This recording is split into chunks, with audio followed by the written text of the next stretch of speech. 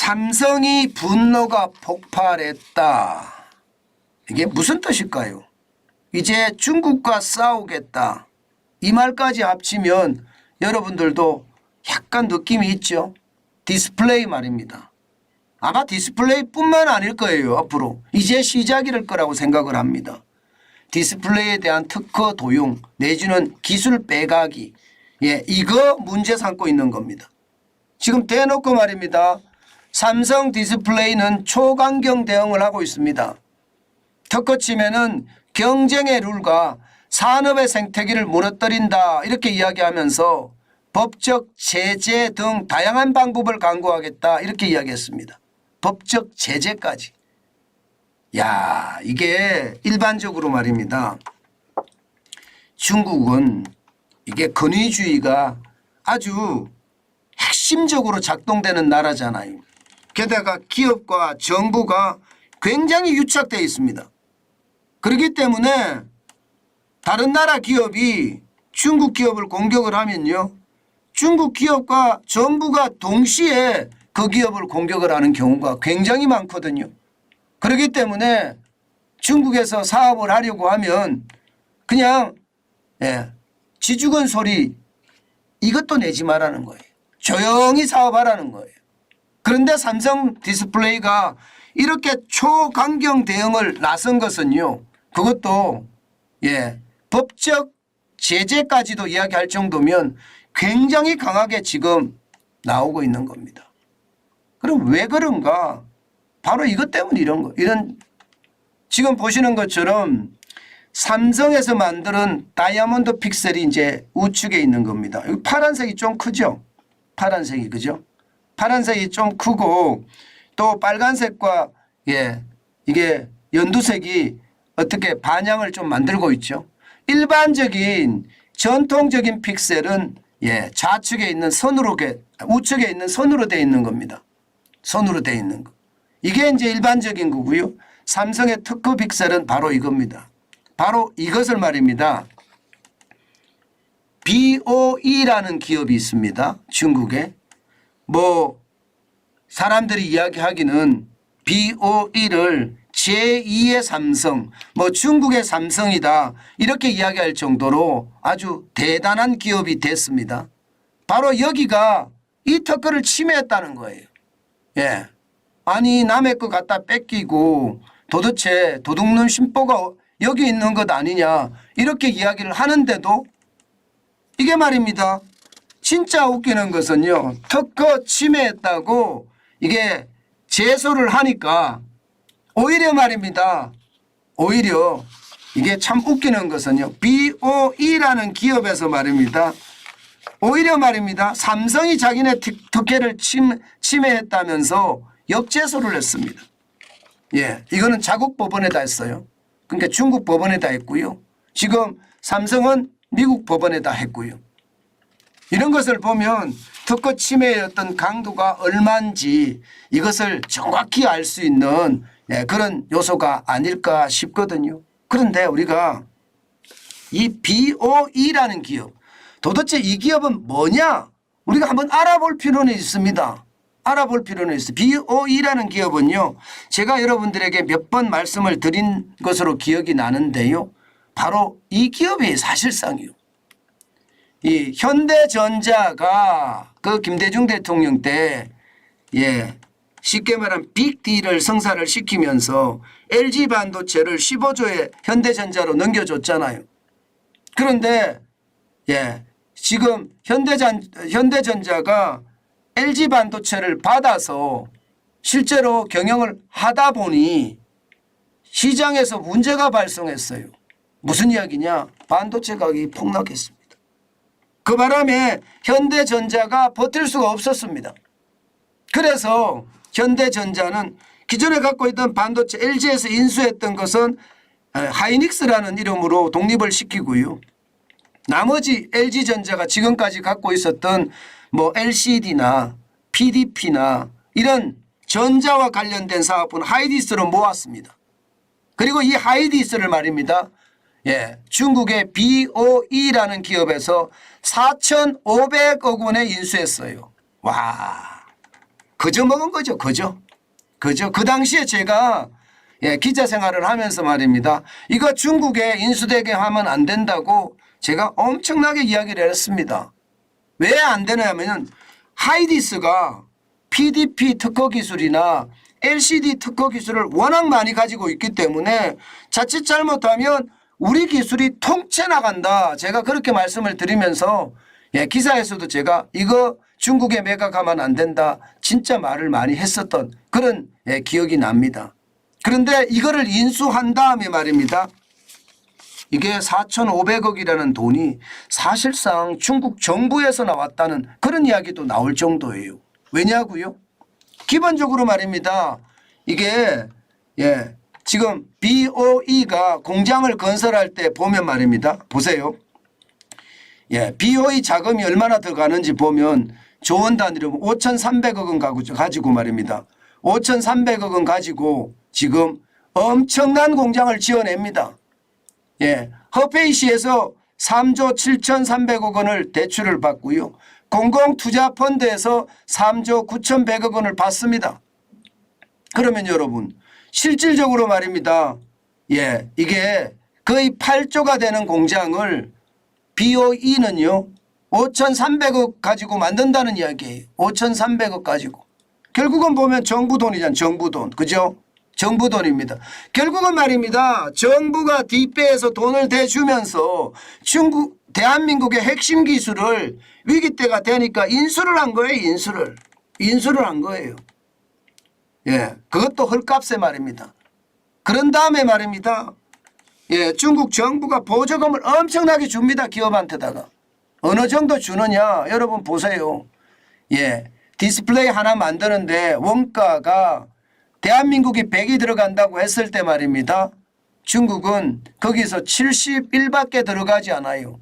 왜냐하면 보조금 주죠. 무이자 대출해 주죠. 세제 감면해 주죠. 그러니까 이게 뭐 엄청나죠. 엄청나죠. 이렇게 말입니다. 기업과 정부가 하나가 돼서 대한민국의 핵심 기술을 가져다가 투자합니다. 정부가 계속 투자해 주는 거예요. 중앙정부가 투자해 주고요. 그렇지 않으면 지방정부가 투자해 줘서 그만큼 말입니다. 엄청나게 만들었어요. 이렇게 되니까 여러분 이게 경쟁이 안 됩니다. 경쟁이 되겠습니까? 아니 원가가 우리는 100원이 들어가는데 중국은 71원이 들어가는데 이게 경쟁이 되겠습니까? 경쟁 안 되죠. 그러다 보니까 말입니다. 솔직히 우리 LCD 사업이 망했다 이렇게까지 이야기할 정도예요. 보세요. 2014년까지만 하더라도 LCD 패널 생산 대한민국 46.9%, 중국은 13.8%입니다. 2022년 이게 이제 상황이 확 달라지죠. 중국은 LCD 패널 생산이 65.5%가 되고요. 우리나라는 10.6%로 줄어듭니다. 올해는요 4.6%까지 줄어들 거라고 해요. 중국은 지금 70.4%까지 올라가고요. 이러니 말입니다. 완전히 LCD 패널 시장에서는 대한민국이 초토화됐다 이렇게 표현할 수 있거든요. 바로 이 부분입니다. 바로 이 부분. 바로 이 부분에서 말입니다. 삼성전자는 긴장의 끈을 놓지 않겠다는 거예요. 왜냐고요? LCD 이후에 디스플레이가 OLED입니다. OLED 유기 발광 다이오드. OLED가 지금은 대세거든요. 지금 이 시장은요 대한민국이 완전히 장악하고 있습니다. 디스플레이 중에서도 말입니다. 지금 보시면 삼성 디스플레이가 전 세계 시장의 56%, LG 디스플레이가 13%, BOE는 11%밖에 안 됩니다. 비전옥스는 3%고 기타가 17%인데 문제는 BOE가 가지고 있는 이 OLED 말입니다. 이거 형편없습니다. 왜냐 하면 말입니다. 실제 애플 아이폰에서 스마트폰용으로 OLED BOE 거를 선택을 했거든요. 그런데 문제는요. 기준 미달, 함량 미달, 성능 미달 퇴짜 맞았습니다.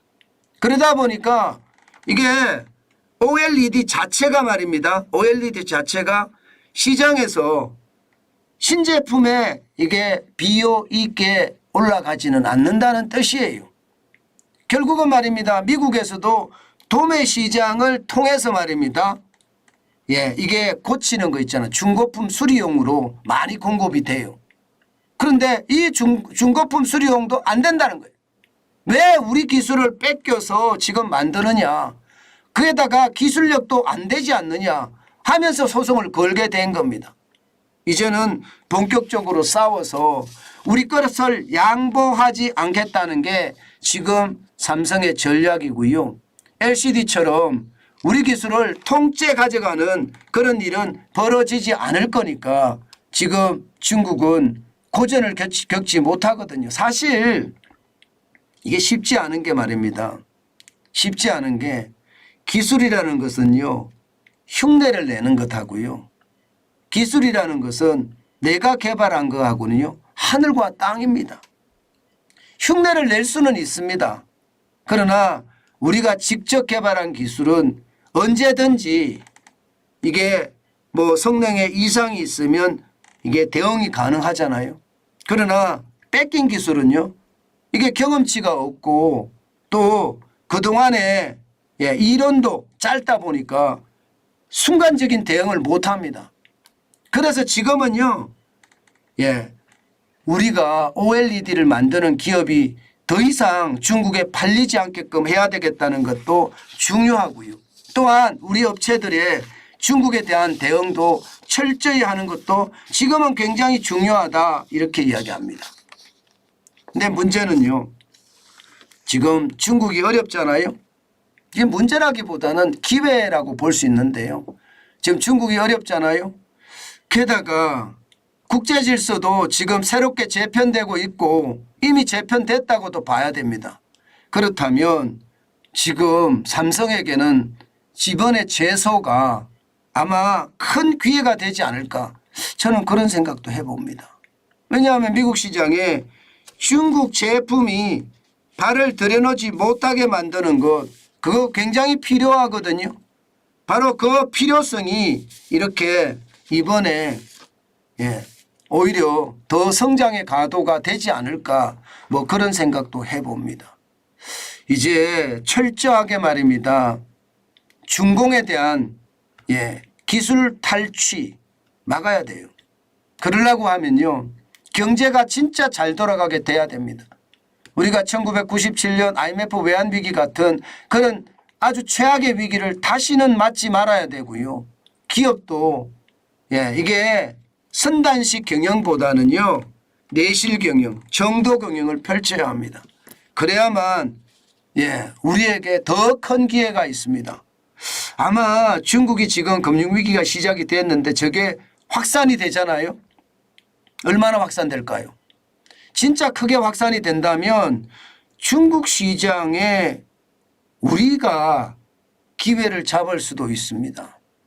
물론 미국의 어떤 상황을 봐야지 되겠지만 아마 중국 기업들의 대파산도 저는 일어날 거라고 보거든요. 이미 일어나고 있고요.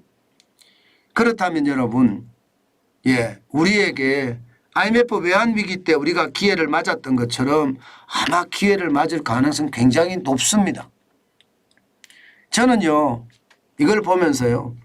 옛날에 중국에서 이야기하는 50대 50 중국 기업이 들어오고 우리 기업이 들어가는 50대 50 지분으로 중국 기업에 참여하는 것은 이제 더 이상 하지 말아야 되고요. 예를 들어서 원자재 있잖아요. 원자재 기업은요. 만약에 중국에 금융위기가 확산이 돼서 큰 위기로까지 발전되면 우리가 원자재 기업을 인수하는 것도 저는 좋은 방법 중에 하나라고 생각을 합니다. 어쨌든 중국의 위기는 어느 정도 크기로 갈지 아직도 아무도 알지 못하지만요. 분명히 중국의 위기는 우리의 기회가 될 수도 있습니다. 우리의 수출에 대한 어떤 손해는 막심할지 모르지만요. 중국의 어떤 이 원자재 기업들 우리가 인수할 수 있는 그런 계기가 마련되지 않을까 저는 그런 생각도 해봅니다. 그래서 준비하고 준비하고 있으면 기회가 온다는 이야기가 그 이야기입니다. 예, 중국이 앞으로 어떻게 튈지 어느 누구도 짐작하지 못하니까요. 아마 시장을 우리가 계속 보면서 어떤 기회를 잡을 건가 아마 고민을 해보는 것도 좋지 않을까 저는 그렇게 생각합니다.